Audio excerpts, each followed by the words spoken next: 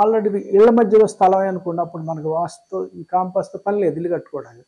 Road బట్టి పక్కన boundaries ఇళ్ళని బట్టి మనం ఇల్లు కట్టాలి. అప్పుడు స్థలాన్ని మార్చడం అవకాశం ఉండదు చిన్న స్థలం అయితే.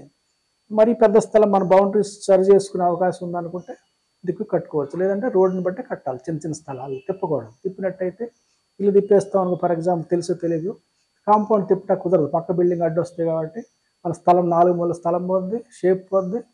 లేకుండా వాళ్ళ స్థలం పోతుందని మనం కాంపౌండ్ స్ట్రైట్గా చేసినట్టయితే స్థలంలో ఆవరణ మీకు దిక్కులు పెరగడం తగ్గడం జరిగి పెద్ద దోషం వచ్చేస్తుంది వాస్తురీత్యా. అంచేత ఎప్పుడు ఇళ్ల మధ్య స్థలాలు కానీ ప్లాట్లలో వాటిల్లో చిన్న స్థలాల్లో రోడ్డుని బట్టి కట్టాలి.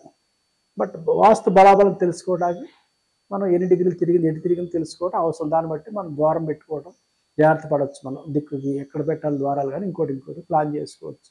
లోపల టాయిలెట్స్ కానీ కిచెన్ కానీ మెయిన్ డోర్ కానీ ఈ దిక్కుల ఆధారం ప్లాన్ చేసుకుంటాం.